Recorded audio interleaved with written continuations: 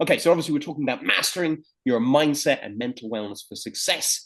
Most of us at some stage have walked into maybe an office room or even a room in a building, and two people that you know have just had an argument, and you can feel that tension in the room, and you feel like turning around and walking straight back out. Or you may have been really, really busy in work, really, really tired. You get to the end of the week, you've got a function to go in the evening. You don't feel like going, but you go anyway. It's a Thursday evening. You make a pact with yourself that you're going to go home at 10 o'clock, but end up meeting just some amazing people like you guys, have a fantastic time, end up dancing your socks off on the dance floor, and you feel, even with a few drinks, you feel fantastic the next day. What is that? Anybody want to hazard a guess what that is? Anyone want to put it in the chat box? I know a few people, you know me anyway, so you probably can work out what I'm talking about. But what is that that really kind of makes that big difference? And the big difference really for me is it's about energy. In terms of energy, energy is the most important thing. If you think about it, everything in life is energy. Your thoughts are energy. Your speech is energy in terms of the vibration that's coming out of my mouth and going into the satellite and going into wherever you are at the moment. Thoughts are energy, speech is energy, thoughts lead to speech, speech leads to actions, actions leads to habits, and habits leads to destiny. So if you start with a positive thought, you can end with a positive destiny. And I truly believe that you have to optimize your energy, you're going to optimize your mindset and your mental well-being, and we're going to be talking about that today as well. So I'm sure a lot of you have had that in the past, but I'd love to know, in terms of going mad, as you can see me and my partner there, in terms of going a bit bonkers and a bit mad, have any of you gone through anything such as stress, worry, anxiety, or depression? I'm sure most of us have, but just put a little, just so we can understand and see from others as well, put it in the chat box that yes, you have. We all have, right? We all gone through something. I've gone through a near-death experience, two operations that went wrong, many other things, which I can talk a little bit about later on. And Ben, yes, of course. Yeah, we all do. Like, it's totally, totally normal. And in fact, we are all normal, because if you have a look at these stats here, you can see quite clearly in terms of the stats. In the UK, the absentees, as you can see here, come out at 16.4 million lost working days, which is absolutely phenomenal. And as you can see, a massive amount in terms of cost. So, and as you can see, the global impact of that is a $1 trillion cost. So the actual impact of this in terms of mental health, mindset, in terms of your own workplace and everything like that in your business is absolutely massive. So important to be able to make sure that you can have the best possible mindset in all ways and all forms. Now, before I introduce myself, I know you all know me, or most of you do anyway. Just give us an idea where you're calling in from, because I know there's a few people from around the globe. Just put in the chat box where you're from. So yeah, look, fantastic to have you all here. As you can see, the picture in the background is actually, it's in Killarney in Ireland, a beautiful place. If you haven't been to it, the lakes in Killarney are absolutely gorgeous. And we got Wisdom, Sabrina here as well from Malaysia. Wow, beautiful, lovely to have so many people from America, from Switzerland, from the UK, Ireland, and the East as well over in Malaysia. So what we have here is a global context. And I think in terms of communication and in terms of realization, what we can see here is that we have people wearing different goggles. And what I mean by that is that I get up on stage, and quite often there could be 4,000 people on the stage, and there's going to be 3,999 different perspectives. And that's why communication is so important. Emotional intelligence is so important. On my radio show, I interviewed over 300 different people.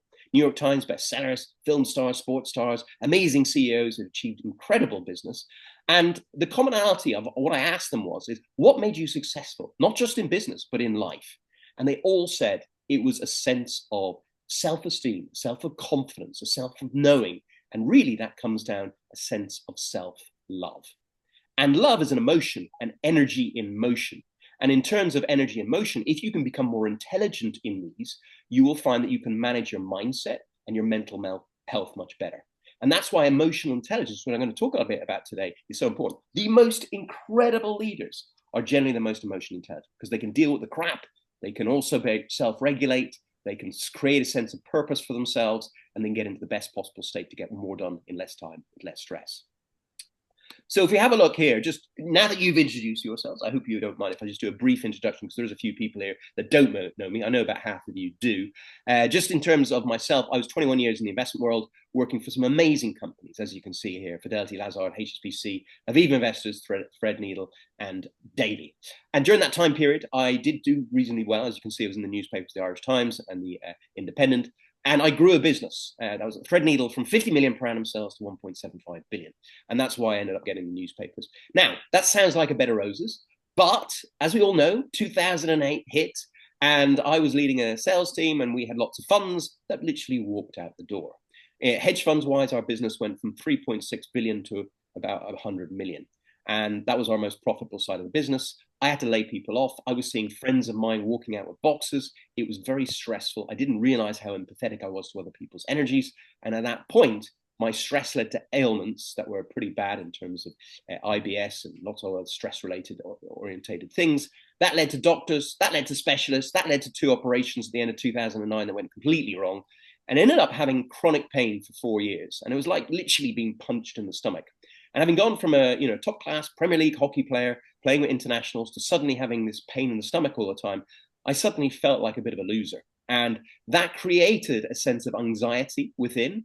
It created a sense of stress within. And then in long term of those, the anxiety and stress, I then became a little bit down in the dumps and got a bit depressed as well. So that really didn't help. And all of us, I'm sure you have all gone through something like that. I was, in a pretty bad state. And then in 2013, when I didn't think it would get any worse, I ended up getting the norovirus, which is like the worst stomach bug you could possibly get. And with the indigestion and all the other things that I've had in terms of ailments, it was the worst thing I could have got. And after 10 days of serious dehydration, an ambulance was called. I was rushed to hospital with heart issues, and the ECG did say there was heart issues. Blood pressure had literally doubled. I was run into A&E, run down to X-ray, and on the way down to X-ray, I passed over. And I was encapsulating this amazing feeling of love, energy, and connection. Nothing like I'd ever felt before. There was no man with a beard, but there was this living conscious energy and this knowing that was telling me I needed to change my life in some way or form. And I came back, obviously, otherwise I wouldn't be talking to you here today. And since then, I've really tried to change my life to try and help people as much as possible. And where I was going before, and I think this is a real differentiator for a lot of people in business, I was going for a sense of creating money and trying to create as much money as possible for me and my family so that we are safe in a sense of fear. Now, my whole life is more about trying to create a sense of purpose, trying to go out there and trying to create a real love for what you do, a love for what I do, so I can bring love to other people as well. It's amazing that the biggest thing that probably affects us in our lives in terms of stress is probably the relationships we have. And that probably starts with our own selves. Because you're the person who talks to yourself the most. Sometimes it can be the most intelligent conversation you have. So you might as well make it positive at the same time as well. So as you can see, I've got a few accolades here just to showcase that I actually have done it and lived it and actually have some kind of credentials.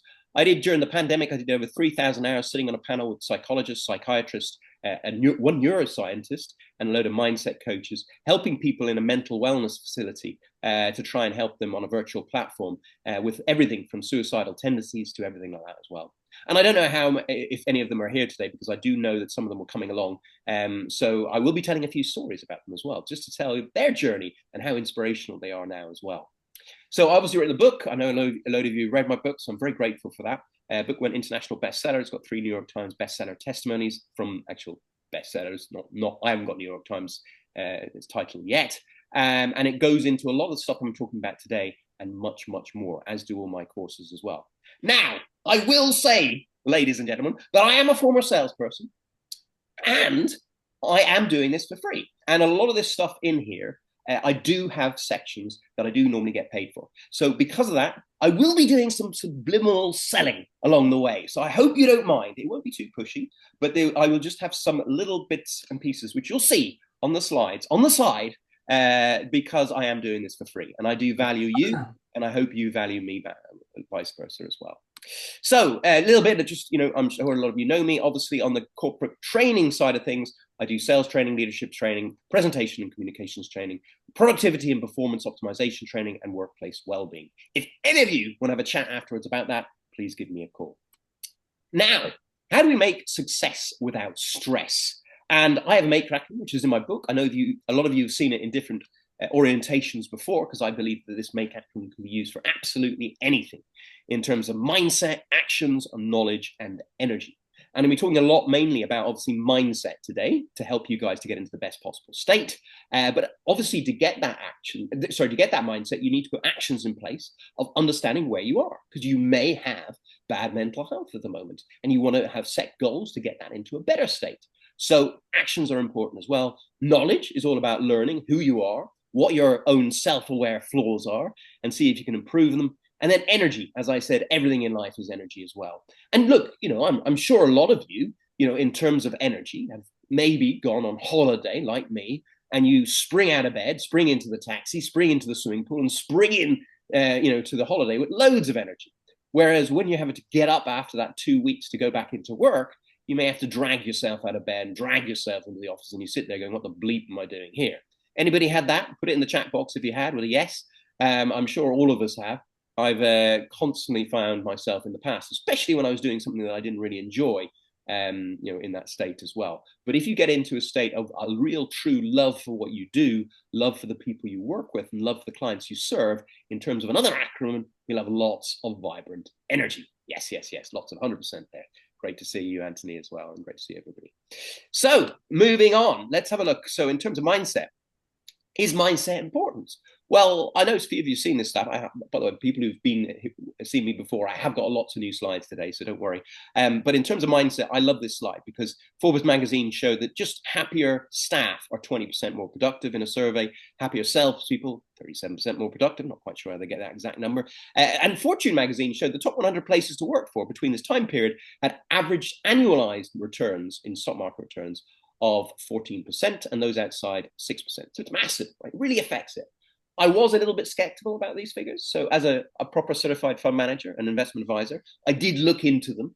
And if you have a look the day before Thanksgiving, the day before Easter, the day before Independence Day, and the last 2 weeks of the year in terms of the Santa rally, the stock market generally goes up 80% of the time, as you can see here as well. Anybody want to put in the chat box who hasn't seen this presentation before, what you might think the reasons are?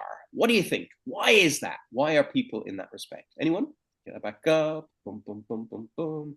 Need to get shit done. Love that, Anthony. Absolutely. That is one of it. Engaged people. That's right, John. That's much more aligned with what I'm talking about. Yeah. It's positive people produce positive results. And if you have a look here at the top, the results that you get in business and the results that you get in life come from the actions that you take, and they come from the decisions that you make, and they come from the habits that you create, and they come from your mindset in terms of the way you think, the way you speak, and the way you act. So if you could improve that in some way or form, which I'm going to show you today how to, then you might just find that your results come out better at the end as well. So I mentioned about mindset, and I truly believe in terms of mindset and energy mixed together, emotional intelligence is the most important thing. And there are many people talking about this in terms of leadership. There's many courses on this. I have this in terms of conscious leadership, how important the move of IQ to EQ is in terms of being a conscious leader, creating trust and inspiration within your organization. And I put down that emotional intelligence is all about caring about people. So I have my acronym here of CARES, and it's important to have that for other people. So that's conscious communication, as you can see, awareness, regulation, which is self-regulation. It's not some kind of top-down regulation from the government, and resilience in terms of being able to go through the hard times and come through out the other side. Empathy, which links into compassion as well, and then self-motivation, or actually, as I have here, I prefer self-inspiration, because motive comes from a reason which is outside of you, whereas inspiration comes from the word inspire, which is inside of you in terms of a place of love in the heart. So these are the key points that I'm going to be going through, and I'm going to be giving examples of actual clients who I've worked with and how each of those, I was able to help them in some way or form. So this is a picture of my dad's boat. And my dad traveled the Atlantic when in his 60s with two other guys who were actually older than him, twice from I think it was Bermuda across to Ireland and somewhere else in the Caribbean across to Portugal the second time. And a ship travels in a direction port to port. And in terms of life, I really believe the most important thing that we have in life to create success, but also to create positivity and also sometimes causes a little bit of stress in our life is our relationships. And relationships is made of 3 different parts, as you can see, I've broken it down here. There's a ship that goes in a direction, as I said, port to port. And if it's a relationship when you're a leader in a business, you might have a mission statement and goals. So you need to make sure that your team is on board that ship, traveling in the right direction of what you're trying to achieve. And if it's with a loved one, obviously it's about having the right relationship goals as well. Now, in terms of getting on board, you need to relay your shoulds. as you can see here, maybe your communications, your intentions, and your expectations. But as we all know, in relationships and in work and in love, the biggest thing that causes problems is expectations, where one person has a different expectation than the other. And that's really where communication comes in. As I said earlier on, we're a product of our parents, preachers, teachers, and past relationships and experiences. And that means that we all see things in different ways and different perspectives. And that's why diversity inclusion is such a beautiful thing, because you get more angles on the problems to get better solutions for the answers. But on that as well, we need to remember that just because you communicate in a certain way doesn't mean that others do as well. And it's very important in terms of these shuns, instead of making the worst one, which is assumptions, where when we assume, if you take that word, you can break it down into you make an ass out of you and me. Instead of assumptions, we make and ask questions. And if you can truly ask questions to understand how the other person thinks, speaks, and acts, you might just find that your relationships improve massively. Also, conscious communication, so important, right? I always say, your word is your wand. And the sentences you say can be the sentences that you can condemn yourself and others to. My dad, when I was a kid, said I was a pain in the arse, and I had 2 operations there. My mum said I was a pain in the back. I broke my back at 18. My mum also said another time that I was a pain in the neck, and I knocked a vertebra out of place in my neck as well. So I believe that words have energy, and words can create, and it's very important to speak for what you want. And in terms of conscious communication, I'm going to show you something later on as well, the link into energy, of how important that is as well. And you'll see that later on one of the slides. But conscious communication is really important to be able to communicate effectively with other people, create good relationships, and also something that I will just say, if you look at me rather than the actual slides, you might have, if these are 2 people, for example, and let's say it's a partnership of husband and wife. And let's say, because I'm a man, I'm going to base it around me as the male. The woman might go into work, and she might have a boss or a client or something like that that causes a bit of friction and upset in the day. And she comes back like this, as in vibrating with this anger or resentment or lack of forgiveness. And she's like this. Anybody had that? I'm sure you have. Put a yes in the chat box if you had that. Yeah, hands up. Yeah, exactly. Yeah, we've all had that, right? She comes back, she's like this. And because you love her, especially men, because we're real fix-its, we sometimes don't actually listen enough. We just try and fix things as quickly as possible because we love the other person and we don't want them to hurt. So we're like, oh, well, let me fix it for you. But the problem is when we try and fix it for you, give them the hug, and then sometimes you get wrapped up in their emotion and their commotion, and next minute there's a big explosion. So what I sometimes say in terms of conscious communication, in terms of relationships, is that separateness can sometimes lead to togetherness. And what I mean by that is when your partner comes home and they're a bit like this, is to keep your energy separate. Yes, show real love, but also remember to ask, honey, is this one of those times that you want me to give you solutions or just listen? And I guarantee, gentlemen, mostly it'll be just listen. So do, and listen with love. And once they've eventually got that, and if you're holding space for them in a really kind-hearted, loving way, they will eventually, that vibration will start to calm as they balance into where you are, and then you can bring that togetherness and that love back together as well. So very important. It's almost like with this game of life that we play, sometimes we can get into these emotions and commotions, and that can cause us massive stress and cause us mental health problems and stuff in the long term if they continue too much. So next time, when you get into that emotion commotion, instead of getting wrapped up in it, stop yourself and become the observer. Put yourself on the top floor as if you're looking back down into the situation and ask yourself, almost like as if it's a PlayStation game, what am I learning here? How can I grow here? How can I utilize this situation to learn, to grow, to evolve, to become a more emotionally intelligent version of myself? Or if you're a coach or someone like a leader, how can I use this situation to learn from and help other people in some way or form? How can I hold space for this person? Because a lot of the time, it's not about you. Somebody has all this hurt inside them and they're just bucketing it out onto you. So just remember that, because quite often we personalize things. And when you personalize something, you are taking something in terms of personal eyes. So instead of personalizing something, keep the space and let them understand the factors that they might just be in something that's completely nothing to do with you. And also, I'm sure I have a few of you, anybody here, hands up, who are parents? Anybody have parents here?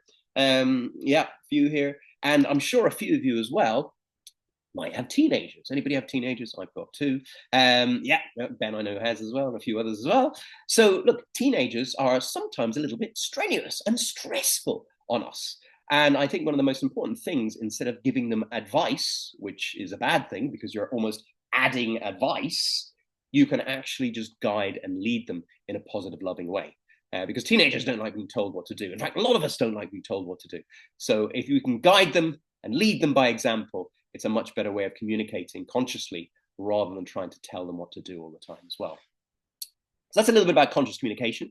The next bit is awareness. And I have a purpose-driven awareness methodology. And as you can see, Pat here actually highlighted that his mindset awareness techniques really helped him. But I have to tell you something quite funny, because when I was coaching Pat, and he's 61 years of age at the time when I was coaching him, he said to me, Doug, I don't want to do this awareness stuff. Self-awareness? I'm 61. It's not going to change me in any way. I'm myself now. There's nothing that can change. And I said to him, well, look, Pat, just Della paying you, Della paying me. Let's give it a go. See if it does anything. So he did.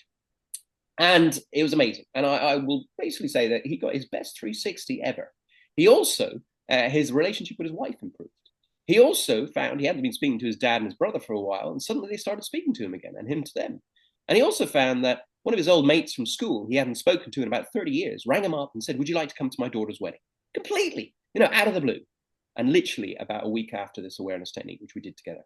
So what I believe is that your vibe attracts your tribe. The way you think, speak, and act has a vibration, and that means you're going to be on the same vibration as certain people, and you will attract them. You might say that, no, I'm nothing like that.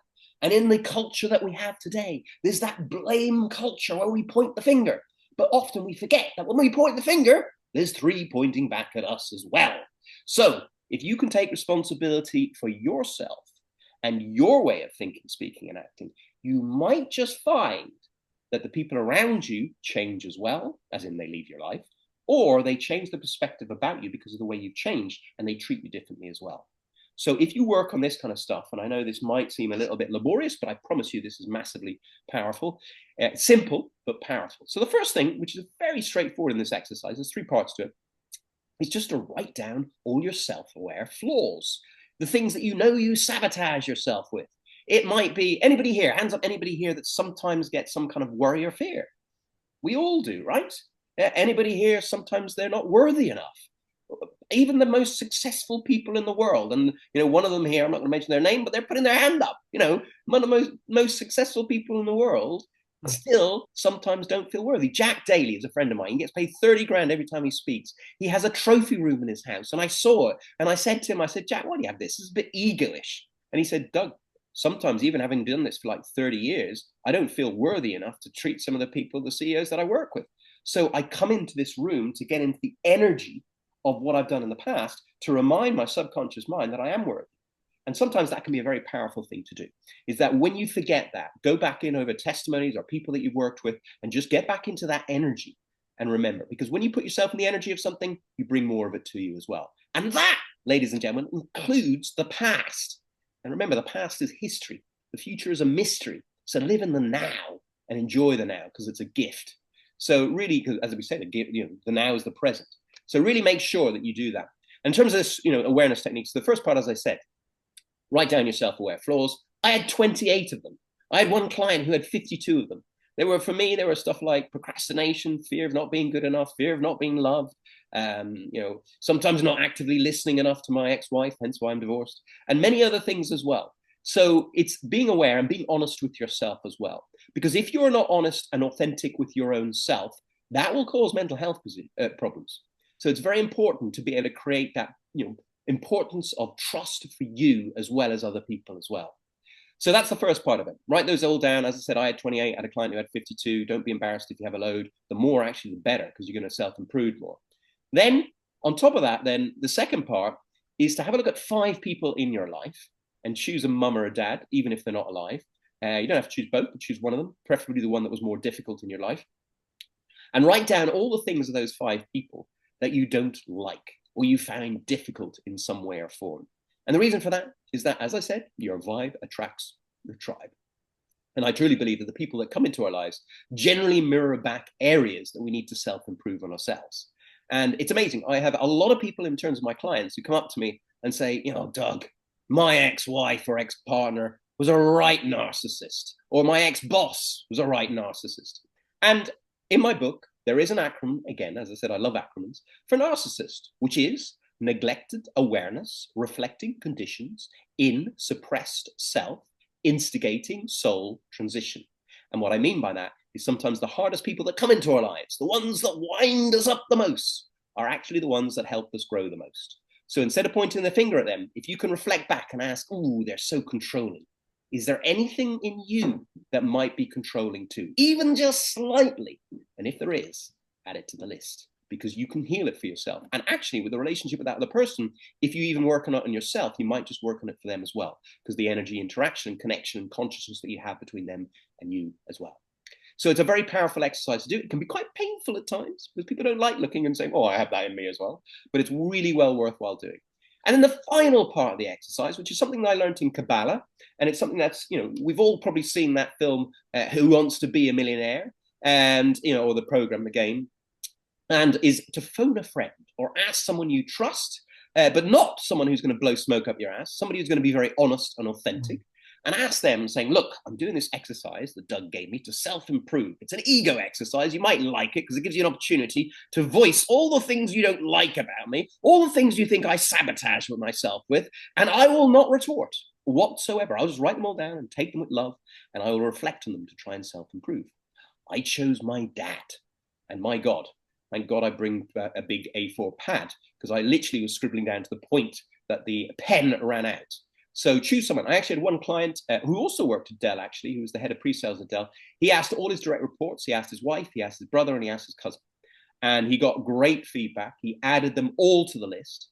And I will caption that in saying that, don't forget, though, that there is going to be some things that are going to be mirroring back to them, but still add it to the list as well. That way, you get a really comprehensive list of your self-aware flaws, your mirrored flaws, and your phone a friend flaws, third-party friend works as well. So what you can do then is when you've got that, then you can take that list. And what I do is I have clients that come to me, and I've done this with a few people who are here, is I will get them to put their hand on their heart, and I will get them to go through the list. So they will say, at times, so they don't own it, because at times I procrastinate. At times I don't feel worthy enough, and so on. And they go through that, and then I get them to rip the piece of paper up afterwards, throw it in the bin, burn it. I had one guy, I was doing it in Dallas. He had his barbecue ready. He went outside with his phone to show me, put it on the barbecue, burnt it in front of me and all this kind of stuff as a ceremony to release it from your subconscious mind. And then what you do is you write down the I am opposites. So for example, if you're not actively listening to your wife or your husband, you might write down, I am always listening with love and understanding the other person's perspective. And then you have a list down. I always get people to put it next to where they do their teeth in the mirror. If they do have that, have a list there. They have all the I am positives there, and they write down and they speak them out loud when they do their teeth, or not while they're doing teeth, like, oh. But after they're doing their teeth, if they can speak them out loud, because what you do is by speaking something out loud, it goes back into your subconscious mind and can create neuroplasticity and change over a long period of time the way you think, the way you speak, and the way you act.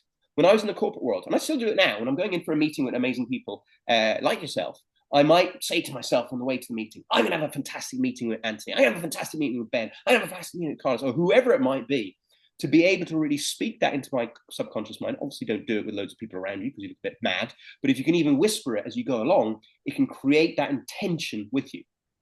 So when I go on stage, for example, I often say, I go into the toilet, because obviously I don't do it around other people, and I'll put my hand on my heart, and I will say, I am Doug Gordon, I am my heart. Please let me connect with the hearts of the audience in order to bless rather than impress. And I'll say that out loud quietly. And what I'm trying to do there is get myself out of my head self into my heart self. Get myself out of a place of ego into a place of love. So I actually don't mind if I say anything wrong today whatsoever, because all I'm trying to do is really add value to you from a place of love. And when you do that and you can feel that energy and they know that, people don't mind if you make mistakes. So I really think it's a very powerful thing to do if you're a speaker, a presenter, or anything like that, to set that intention. Or if you're going into a difficult meeting, or you're going to the boardroom, or even if you're just having a sit down with your partner discussing something that might be a little bit tension or stressful in some way or form, if that makes sense. That way you're setting the intention and you have that state of awareness. And if you do that for 21 days with those lists, 21 days minimum, 60 days if possible, it can really cement that into your brain. And I have people who do it, and I get them to do ticks on WhatsApp and send them to me every day to hold them accountable. And even like top CEOs, I get them to send me the ticks. And it's amazing. It's amazing how people don't do it. And I have to get them and say, look, if you cannot send me a tick for it takes 1 second every day, how can you think to yourself authentically and trust yourself authentically to be disciplined to get yourself into the best possible state, mentally, physically, emotionally, and spiritually? So that's why they're so important. Now, you can do, after you've done all this, you can do a self-checking mechanism at the end of the week or the end of the day, or whatever you prefer. It's just like, have a look and think, okay, when I was listening to Doug, was I really listening to him? Did I think he was great? What is it that I thought about Doug at the time, so that I can understand what was I thinking, how was I behaving, and how was I feeling? And that's a self-check that you can do just as you go along. Because even when you do this awareness technique, you're not going to change instantly overnight. It takes time. It takes practice. It's like Ronaldo kicking the ball into the top corner. We need to practice this over and over again. And that's why when I go into corporates, I often say, look, I can tell you everything straight away, but you need to practice it, and we need to do exercises with it. And that's why I'm telling you a lot of stuff today, but people still come to me for coaching because they need to practice it. Now, self-regulation and resilience. This lady is a beautiful, beautiful soul. Yao is her nickname, basically, what everybody calls her. As you can see on the right-hand side, had a horrific story. So she was sexually assaulted, as you can see here, aged in her young teens. And then she was put into arranged marriage at 19 and was abused in all the worst possible ways for there. And then came out of that after divorce with PTSD. I was on a panel, and she came onto the panel with a few psychiatrists and psychologists, and she was in a terrible state. And, it was really worrying, because she came on and she told us that she was going to take her life. She'd been in bed for 3 days, hadn't eaten for 2, hadn't drunk for 1, and had given up. And all of us, there was 6 of us on the panel. There was 50 in this particular virtual mental health room, 15 on stage where they can all speak, and then the rest are all listening. The 35 others were all listening.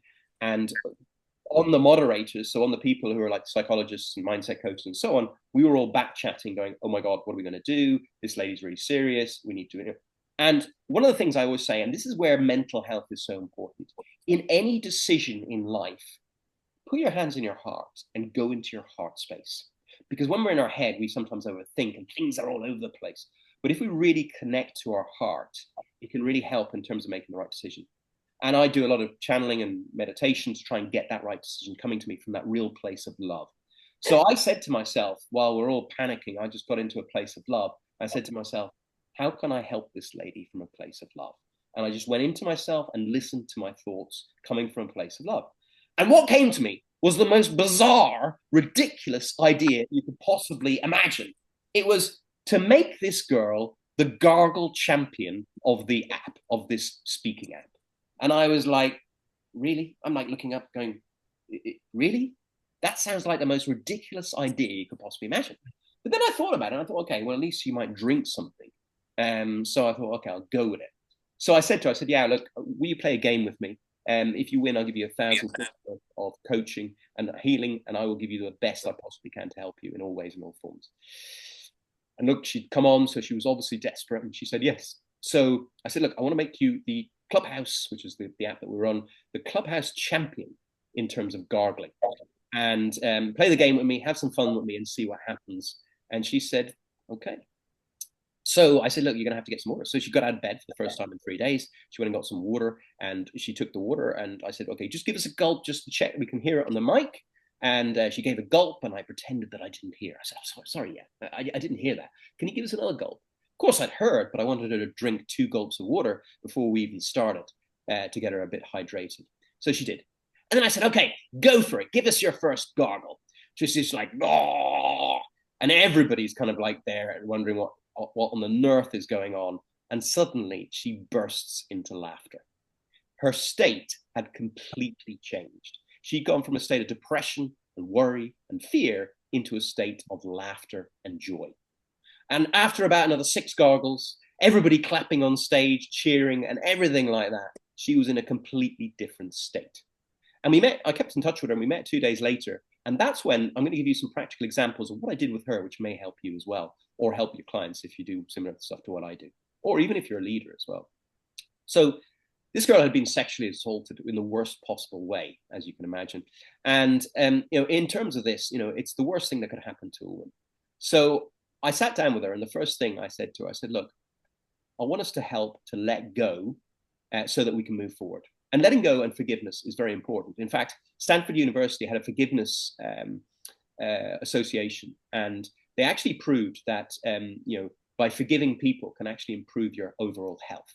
And actually, it's also been proven that autoimmune diseases and cancer, are potentially caused by one of the things is lack of forgiveness and holding on to it. And it makes sense, really, because all your cells are interconnected through energy. So if there's something tension, like a dis-ease within, it's potentially going to cause disease.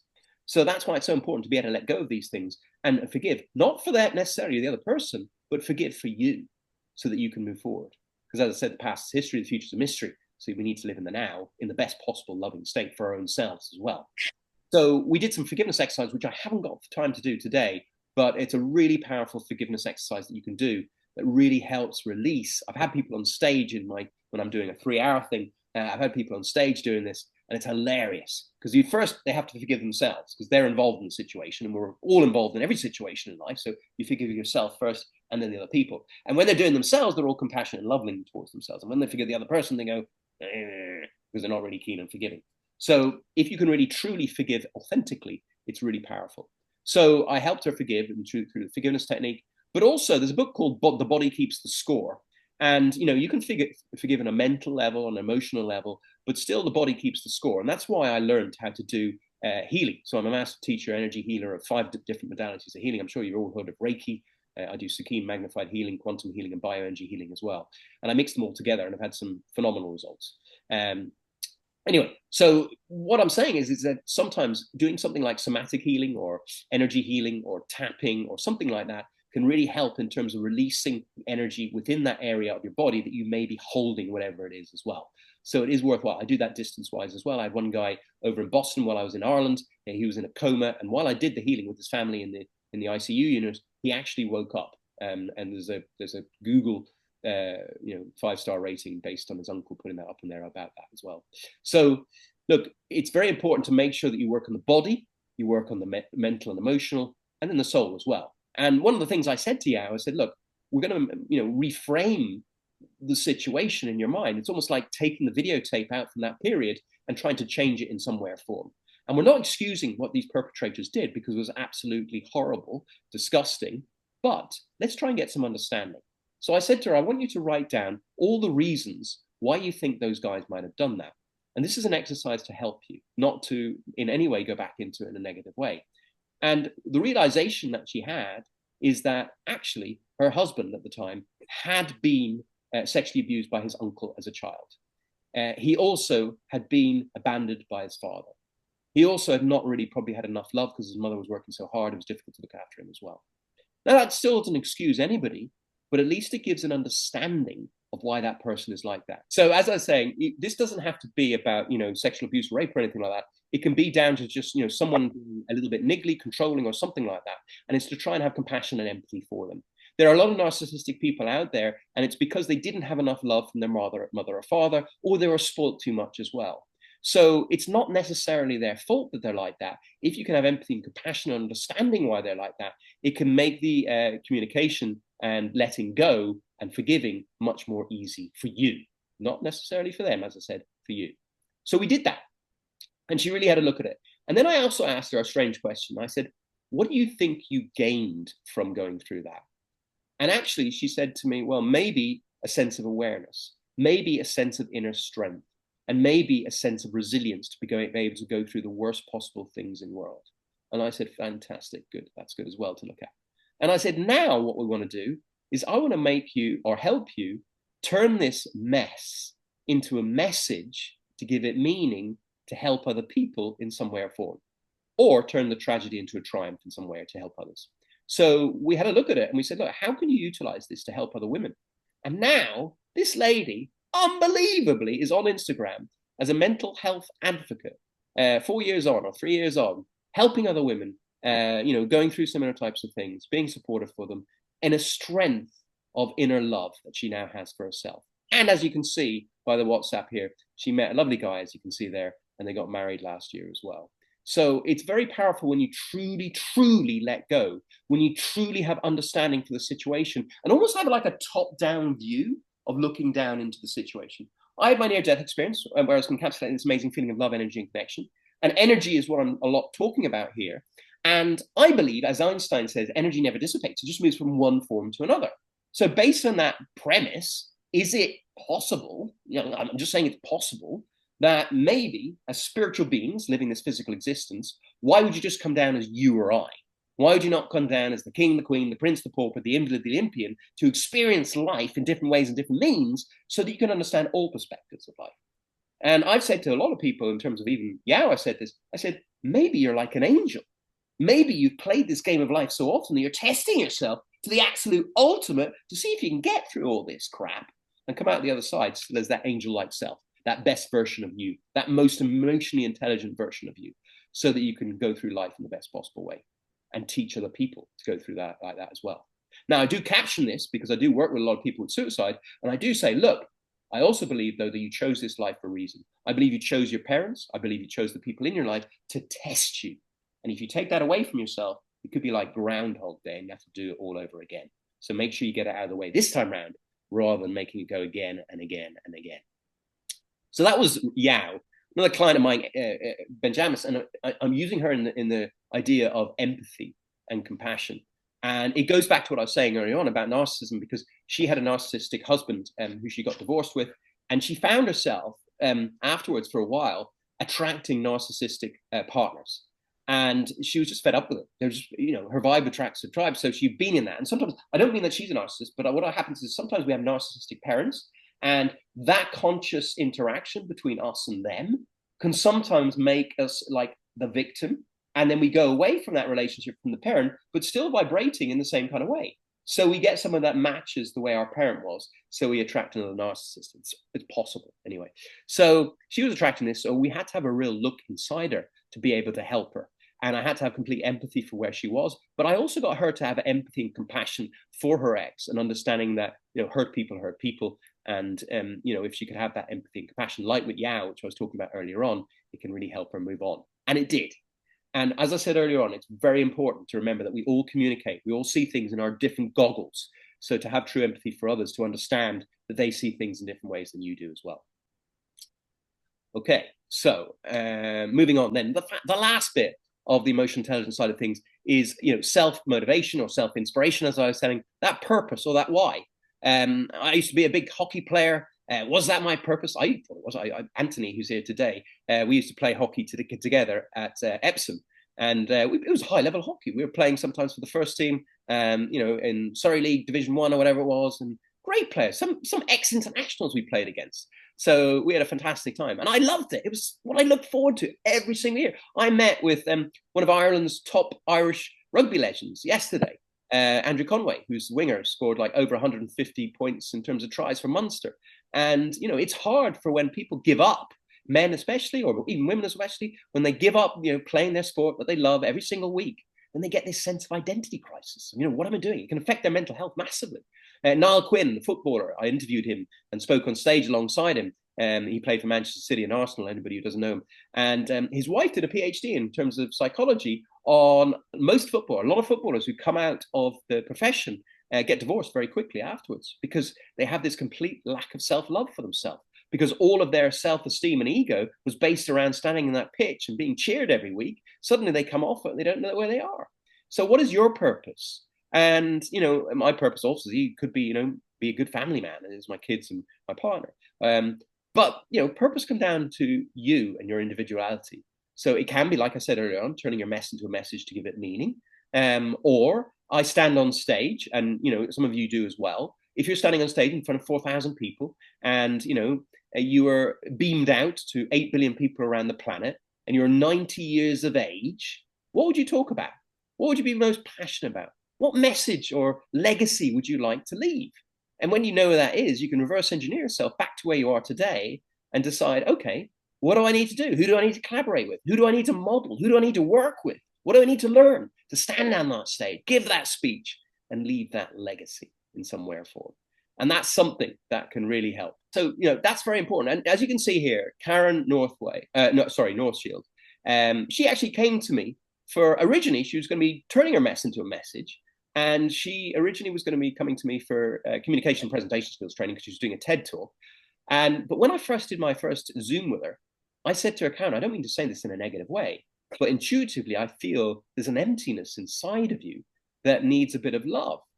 And she said to me, I don't know how you know that, Doug. She said that she had her stomach removed because after the Brussels bombing, she was blown right across and she had her stomach removed and part of her leg removed and she was right state. She couldn't walk for a long time. She can now. And she's been into people like Google, Meta, inspiring them now with the work. I actually helped her with her presentation, but also helped her in terms of being able to find that self-love for her and find a sense of purpose in what she's doing. And now she's turned into an inspiration. She's out there, turn her mess into a message to give it meaning to help other people in some way or form. And as you can see here, she's a wonderful soul. So, your purpose can come from having a look at what you love doing, what you're gifted at doing, and what you can add value to people in some way or form and find a match. You can maybe write 5 things down of each of those, or the stage thing that I was talking about, or turning your mess into a message, give it meaning. Or if you're in a job and you can't change, have a look at the energetics of what you do and how it adds value to people in some way or form. So for example, I had a guy who's working for me in the fund management world. He said to me, Doug, I don't feel any passion for what I do. I feel like leaving because people just complain about the IT issues every day. And I said to him, his name's Kevin. Actually, if you look at my TED talk, you'll see, because I mentioned this in my TED talk, he actually puts a comment in the book. Cool, I wonder who that guy, that IT guy is. And Kevin said to me at the time, he said, I don't feel passionate about my job. And I said, well, why not reframe it in a different way? Why not look at the fact that what you actually do is you help us improve our IT. So that means that we can do better evaluations, better deals, and have better systems in place to create better results for the end customer, that granny or grandpa. So by you helping us do that, you're helping that granny and grandpa have more money for their children potentially, or buy a better retirement home, or whatever it might be. So when you can link the energetics of what you do to an end customer, even if you're the secretary or the janitor, in some way or form, it can add value to people. And that can give you a spring every single day when you're doing what you're doing and give you a sense of inspiration. Massive action. Now, I have this was over in Universal Studios. And as you can see, the dinosaur effect. Now, stress in terms of the old days, there's always that great joke. I'm sure you've all heard of it. There's 2 National Geographic cameramen, videoing the tigers or the lions or whatever it might be. And one of them suddenly takes his shoes off and puts his trainers on because he sees the lion coming across. And the other one says, there's no way you're going to ever outrun that lion. And he goes, I don't need to outrun him. I'll just outrun you. So that's the old joke, which I'm sure all of you have heard 100 times. But in not joking, back in the old days, when we were out there hunting, as cavemen or whatever it is, we had to get stressed at times. It was very important for the stress hormones to come into the body to, number one, increase blood sugar levels, to get brain with more sugar, to think quicker and sharper, so that we need to make the right decisions to run away or hide or whatever it might be. Secondly, our blood pressure would go up as well to allow us to get ready to run. Thirdly, our amygdala, our monkey mind, our emotional part of our brain would start to rattle like that in a state of awareness. It's like when the mugger's there, it's great for that. It's like when there's a lion there or a dinosaur, it's great for that. Not so great nowadays. And also our blood would actually clot as well slightly, because it would clot just in case you're bitten by, say, a dinosaur, or obviously not a dinosaur, but let's say a lion or whatever. It allows then the blood to clot in the cut quicker to maybe save your life as well. Now, these days, our stresses are emails, children, grandparents, traffic, bosses, annoying colleagues, whatever, right? We all agree with that? I'm sure there's a yes or 2 in the nods. There we go. Yeah. So, in terms of that side of things, you're then building up this higher blood pressure. You're building up blood sugar levels. You're building up, the amygdala going around. The amygdala going around like a lunatic now these days, that's actually anxiety. So all of these things can create bad, ill health. And that's why it's so important to be aware of your stresses and aware of your mental health and mindset so that you perform to the highest level in all ways and all forms. So just to be aware of that. And this is one of the morning routine. There's a lot here. You don't have to do all of this. This morning, I did do gratitude statements. And one of them was, I'm very grateful for all of you guys coming today. Secondly, I did ground myself. I walked outside and I took my bare feet. I took my socks off. And it was a beautiful day here, actually. Stood in the sunshine. One thing I didn't mention here is that sunshine in the morning as quickly as possible is very important. It's no good being inside and getting sunshine through the window. They actually say it's very important for your body to get outside without sunglasses And the brightness on your eyes, don't look straight into the sun, by the way, but the brightness in the eyes can really help. And actually, if you go out later in the day to go and get sunshine, it can actually then affect the body that you can actually be more depressed. There was a doctor that was on one of the things the other day that was saying that. It was incredible. So grounding is very important. There's a great movie, actually, if you look online on YouTube, called The Earthing Movie, which will tell you more about that as well. Energy protection. This is just setting an intention. I do this with people, teaching people how to do this in a kind of like healing sense. But energy protection is quite important because, you know, you can walk into a supermarket, you come out jaded. So it's quite important to make sure that you manage your energy in that respect. Meditation. You might think meditation is all sitting there going but actually putting yourself in the energy of something in terms of visualization can be very powerful. I was speaking at the Institute of Directors for India. I was surrounded by these amazing Indian people. The theme of the conference was the global convention. The theme of the conference was sustainability and climate change and corporate governance. And I was thinking about my daughter at the time, because I hadn't seen her in a couple of weeks, wishing she'd reach out to me. I left the conference, went to Heathrow, got into the airplane, sat down next to the window seat, and next to me, a guy came down with his little daughter on his lap, and she started reaching out to me. So daughter reaching out. Next thing, got chatting to him. He's working for someone like EY, as in Ernst & Young, and he's a consultant in sustainability and climate change. And to his right, in the aisle seat, was his wife, who was Indian. So it just really shows that when you put yourself in the energy of something, you bring more of it to you as well. So that's why it's very important to put yourself in the energy of positivity, positive thinking, and everything like that. And I'll show that in another slide. Yoga breaths. We've all probably heard of Wim Hof, the Iceman. He does this breathing technique. It's very good. There's nobody in the world I ever heard has heart cancer. And that's because the heart is always invigorated with lots of oxygen. So if you can oxygenate your body as much as possible with the technique, it can really help you in oxygen. Goals. I had goals that when I came out of university, I was going to make 6 figures. I did that within 4 years, I think. I had goals that I was going to own a house with no mortgage. I did that, and had a summer house as well, the same. I wanted a family with 2 kids. Did that. And then I stopped my goals and suddenly found myself with a near-death experience and ailments and everything like that. So I think it's really important to have direction in your life, purpose in your life, a mission in your life. And those goals give you direction, and tasks can lead towards those goals as well. Make your bed, keep your room tidy, because a tidy house keeps a tidy mind. But also by making your bed in the morning, it sets the intention that you're going to do other tasks for the day as well. Hydration, incredibly important. Most heart attacks happen in the morning with old people because they don't drink at night because they're afraid of peeing too much. They get up, they run around, they're dehydrated, and then suddenly they have a heart attack. So make sure you drink water, even if it is at night, even if you have to get up in the night. It's better getting up in the night hydrated than it's waking up in the morning dehydrated. Cold shower. I had my cold shower today. Loads of people are doing the cold plunges. It stimulates the vagus nerve. It has been proven to help with depression and anxiety. So I did what I tend to do. I go in the shower, I shave in the shower, and then I do 3 1-minutes of cold water. And I actually do my affirmations. I put mirror work next, which is where you look in the mirror and say, I am fantastic. I'm going to have a fantastic day, setting that intention, but also speaking to your subconscious mind, like I was telling you earlier on. But I do it in the shower as well, speaking out loud, because when you have that energy in motion, that real kind of, it's cold, it can really get the energy in motion going. And when you're doing your affirmations, if you have that energy in motion behind them, it can create them more easily as well. Laughing and smiling. Kids laugh all the time. Adults tend to laugh less. That's why it's so important to laugh and smile. They say even put a pen in your teeth like this, and it can create a smile and create endorphins that are released within your body as well. Journaling. I'm sure we all have shit in our heads. We all have overthinking. Journal at night. It's quite a nice thing to do before you go to bed. Well, I journal at night. I write my I am grateful statements. I'll be writing down that I'm very grateful that all of you guys came today. I'll be writing down I'm grateful for my family, my friends, and everything like that. And then I write I am grateful statements for what I want. So I would write I am grateful that I've sold 100 million copies of my books to touch 100 million hearts and change 100 million lives. And that way I'm doing my I am grateful statement as if it's in the now, but I'm also doing it about adding value to other people. So it's not just a selfish one to help me. And then exercise. This morning, I was dancing in the kitchen, ladies and gentlemen, with my partner, but also with myself, giving it large, having a bit of laugh. And I think dancing is a great way to release and also shaking it out as well. Shaking all the tension out in the muscles can be a very positive thing to do. Nutrition, exercise, and rest. I'll get this to work. Nutrition. Apparently, fat people, this is what was told by a doctor that I heard the other day, the fat that you have in your body reduces the size of your brain. It was what a doctor and a neuroscientist said on the Lewis Howes show the other day.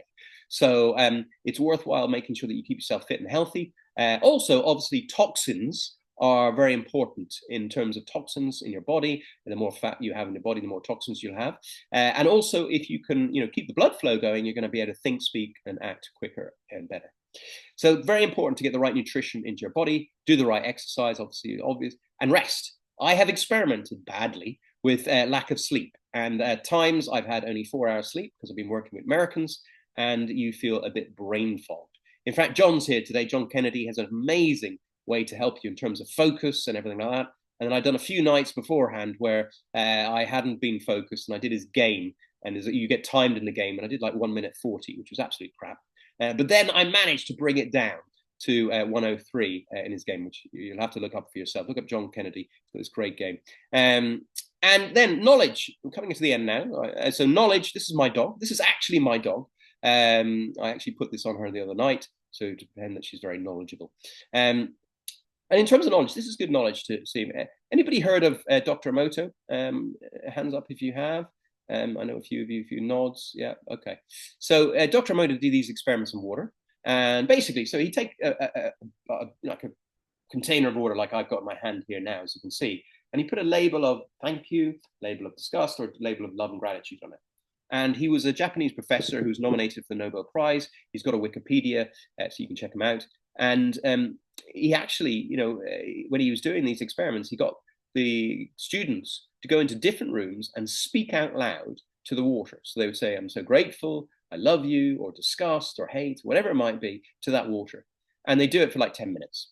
And then they take the containers and they put it into a freezer. And they'd freeze it for 3 days, and then they take it out and look at the experiment. They'd look at the experiment in terms of the molecules, and these were the results.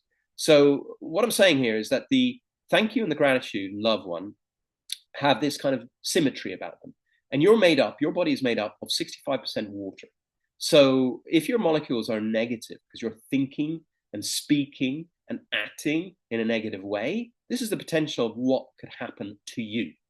So the flow of energy flows much better when there's symmetry, when there's alignment. And as you can see with the thank you and the positivity stuff, there is alignment. So if you can get yourself into the right alignment in terms of thinking, speaking, and acting in a positive, kind-hearted, loving way, you will find that you might just find your energy goes up. And actually, I'm sure a few of you, maybe in the past, you might have had a relationship breakdown with someone you really loved, and you're really down in the dumps, you're in bed, you feel awful, you're energyless, and then suddenly they text you or call you, and you're like, boom, the energy goes up, and suddenly you're like, bam, I feel good again. And that is, a prime example of where that kind of can come in as well. So the last bit of the make acumen, and we've gone through, a few ideas in terms of actions, we've gone through knowledge, and finally is energy. And in terms of energy, I have another acronym, as I love my acronyms, of GLEAM. And as you can see, GLEAM here, there's lots of different things. Some of them we've already gone through, so I'm going to briefly go through them. But it's, goals.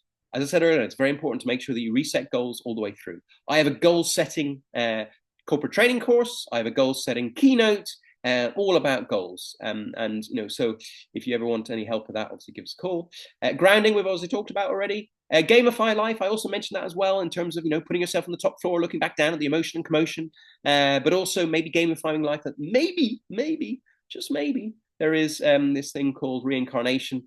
So don't take life too seriously. You're just maybe having a really hard time because you're testing yourself, because you're like the master of the PlayStation game of life.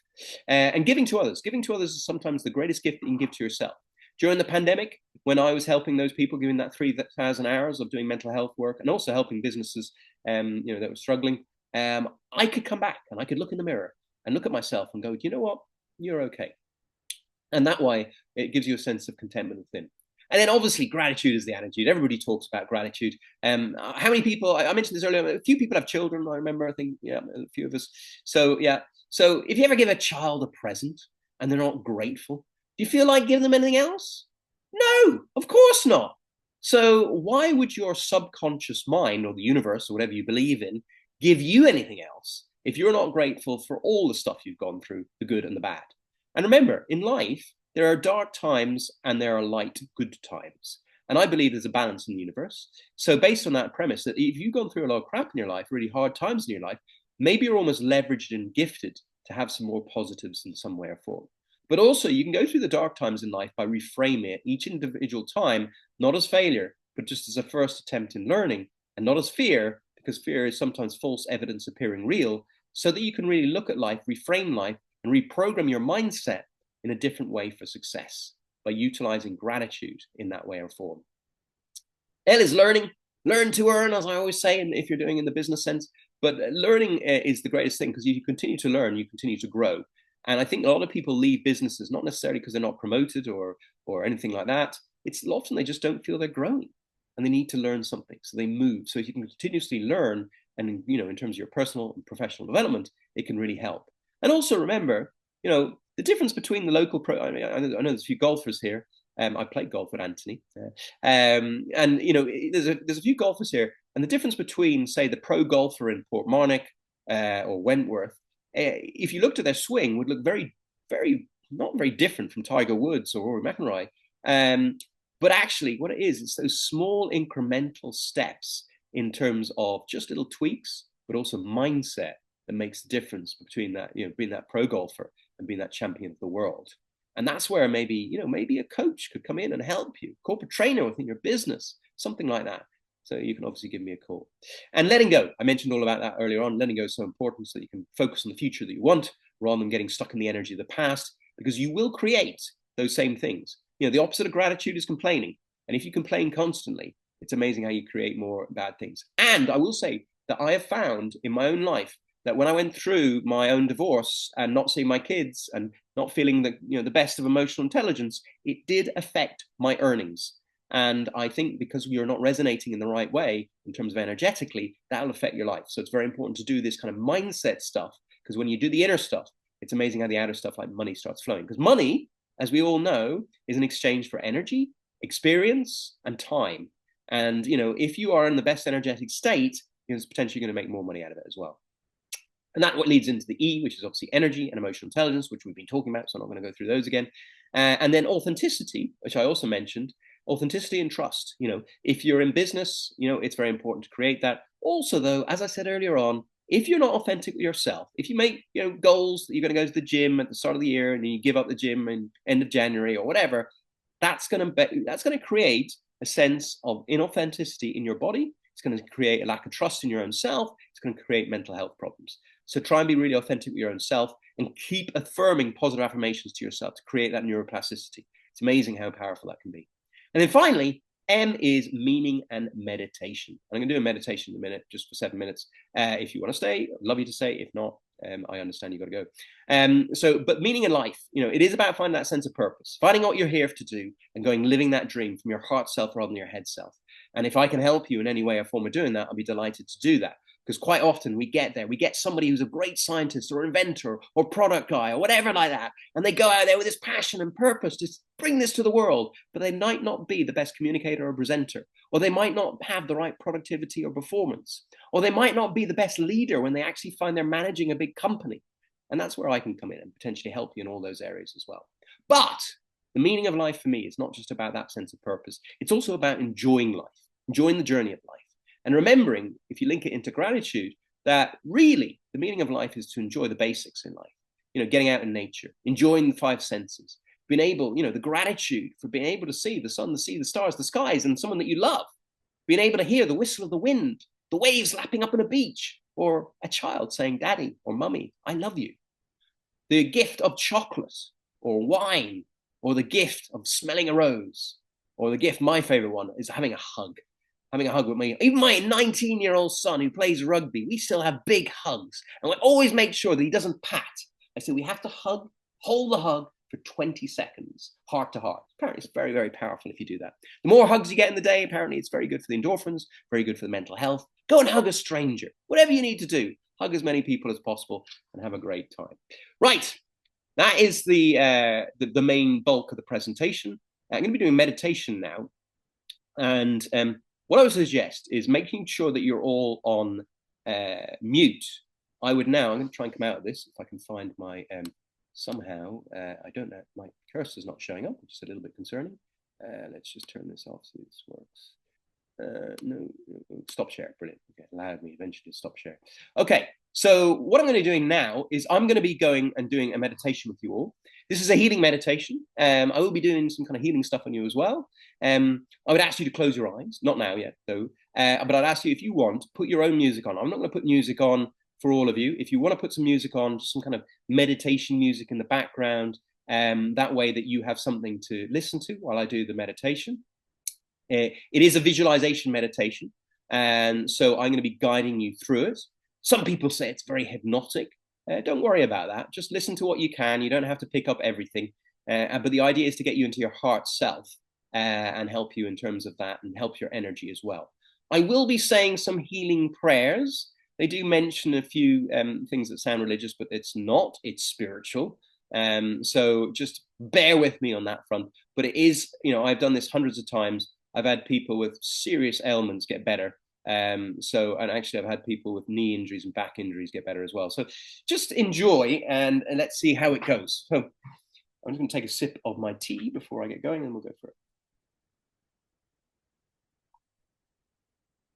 Okay, I ask you all to get into a relaxed state, and you can turn your screens off if you want to, if you don't want people to see you closing your eyes. Get into a relaxed state and into a meditative state with a straight back. I always think it's important to sit up straight when you're doing a meditation to allow the energy flow between the body.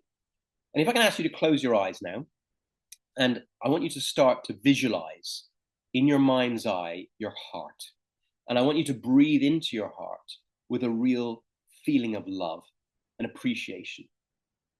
Appreciating the blood it pumps, the emotions it brings, and the life it gives.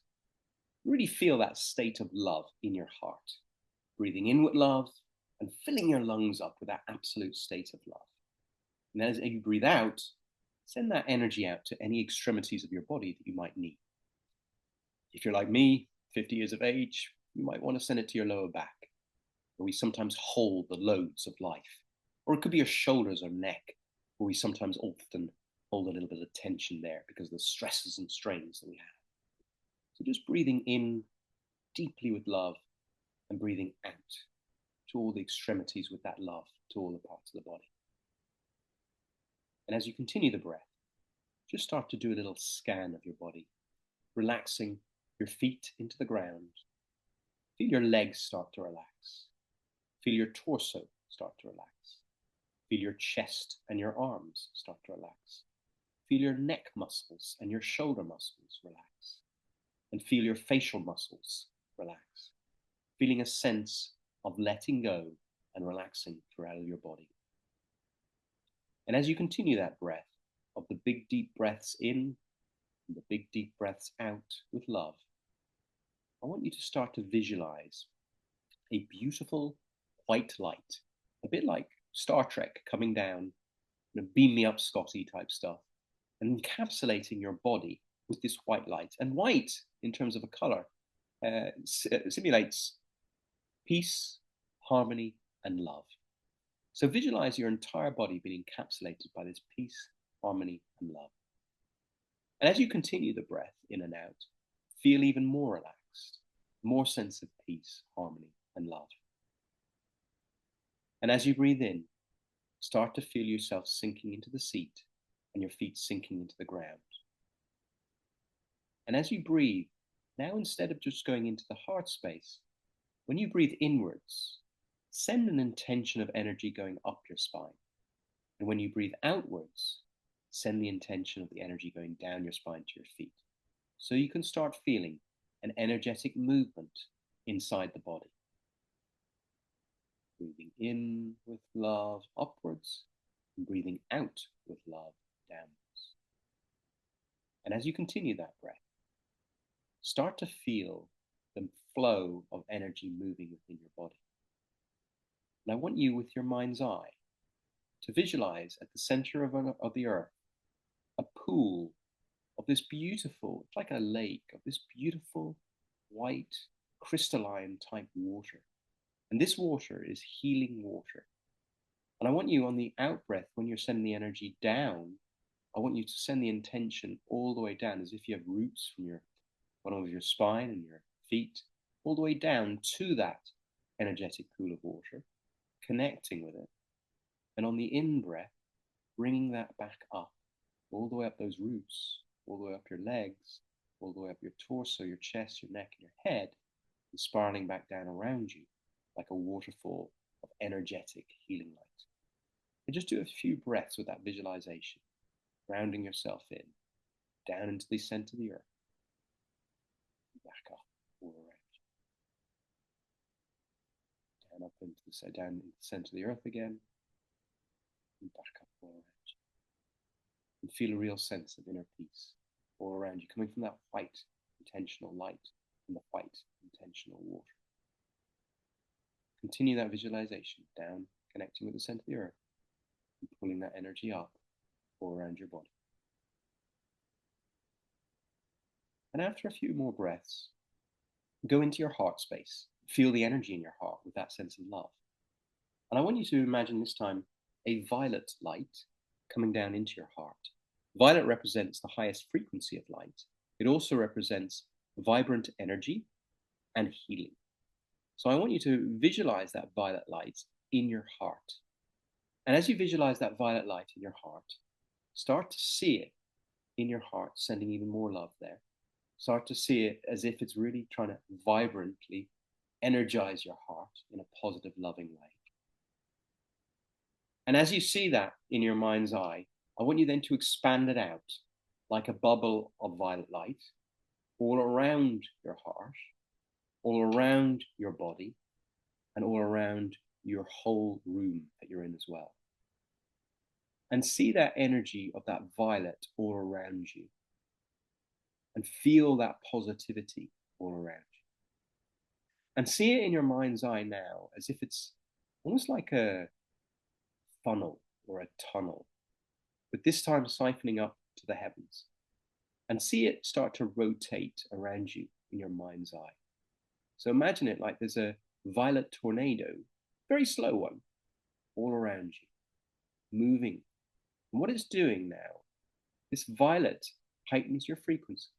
So it's taking away any lower frequency energies, such as anger, resentment, lack of forgiveness, guilt, worry. Any of those now, I want you to label them in your mind's eye like a playing card with a face on it, or a place on it, or an experience on it. So if somebody has wronged you, see that playing card almost going out of your pocket, away from you, into that funnel around you. See it in your mind's eye. See that experience that was really horrible dissipating away. It's been transmuted back up into higher frequency energy. See that guilt that you have, maybe that you didn't go to a son or daughter's sports game or whatever it might be, dissipating away. It's fine. See that worry of maybe not having enough money or whatever it might be, dissipating away. You're going to be fine. And as this happens, and you see these negative energies being pulled away in that rotating violet light, start to feel that sense of relaxation coming even more so into your body. Start to feel a sense of peace, love, but also vibrancy all the way through your body. And as these energies are dissipating, I'm just going to say 2 healing prayers to help them dissipate. And bear with them. As I said, they're spiritual, they're not religious. Dear ones, you are loved, blessed, healed, and forgiven. You're loved, blessed, healed, and forgiven. You're loved, blessed, healed, and forgiven. You're one with your own higher self. You're one with your own Christ consciousness. You're full and surrounded with the Christ light. You're full and surrounded with the Christ love. You're free from fear, free from pain, free from all earth planetary, interdimensional, and other vibrations, not a love and light. I call on the universe to take you to your own perfect place of peace, a place of love, a place of light, a place where you can achieve your own highest potential. Go in peace, go in light, go in love, go to the universe. Go now, and so be it. Like Finora times, or Finora times, or Finora times. In peace, go in light, go in love, go to the universe. Go now, and so be it. Finora times, or Finora times. In peace, go in light, go in love. And just see that last bit going now. I call on the, ask him to come down, put his vortex of white, shining light all around these wonderful people, and lift all the entities, negative thought forms, and blockages to the light with love. Please come down and cut all karmic ties and take all negativity up to the light with love. Please clear around me, clear around them, and go to the light with love. I now know that all your auras are cleansed, cleared, healed, and sealed. The indestructible, invincible, exhaustible, loving light, energy, vibration, and conscious of the Christ. I now know the auras are closed to all but your I am selves, and nothing can penetrate your auras without your I am self permission. And I call on all the positive energy of the universe to surround you in the highest frequency of perfect health, love, and light. And just see those last energies now dissipating away from you all, going up to the light. Feel a sense of positivity coming back down into you, knowing that all those worries, all those fears, all those guilts have now gone, and that you are feeling energized, vibrant, and in the best possible state to perform to the highest level. And just slowly, once those have gone, come back into yourself, bringing that violet light back into your heart, illuminating this positivity, this love in your heart, in your body, emanating all around your body. And as you feel that, go into your body and start to feel the areas of your body again, coming back into consciousness. Feel your feet and wiggle your toes. Feel your legs, your knees, your thighs, your torso, your chest, your arms, your neck, and your head. And whenever you're ready, you can open your eyes.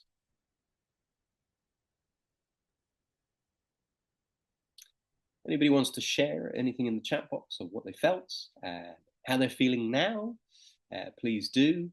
And any questions, either on the meditation or anything that I've talked about today, I'm here for you. I've got time for you and here to help. Let me know.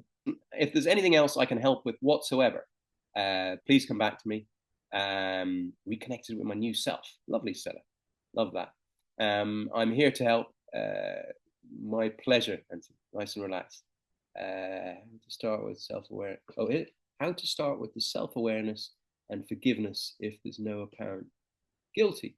If there's nothing, well, Carlos, we all have things. Even I've done all this work on myself, and I still have flaws.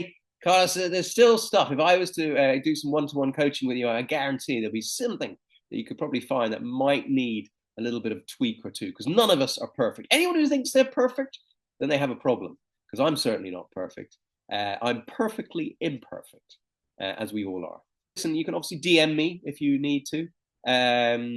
Gratitude for your time. Yeah, very grateful for your time as well, Stella. Thank you for coming along. And thank you all for coming. If there's any questions, please let me know. So you guys are the winners. You guys are the ones who are probably going to have the best mental health, the best mindset, because you make a commitment and you stick to it. So as far as I'm concerned, you're absolute legends. So thank you, thank you, thank you. If there's anything I can help with, let me know. And for now, have a great weekend, guys. Oh, sorry, John's got a question. I'm just going to say, Doug, I took a lot of notes. I'm going to go through and I'll send you some thoughts on this. Fantastic. Excellent. Sounds very great. Good. Thanks, John. Thanks, everybody. Take care. Really appreciate you all coming. Have a great weekend. Bye for now. Cheers, Doug. Bye.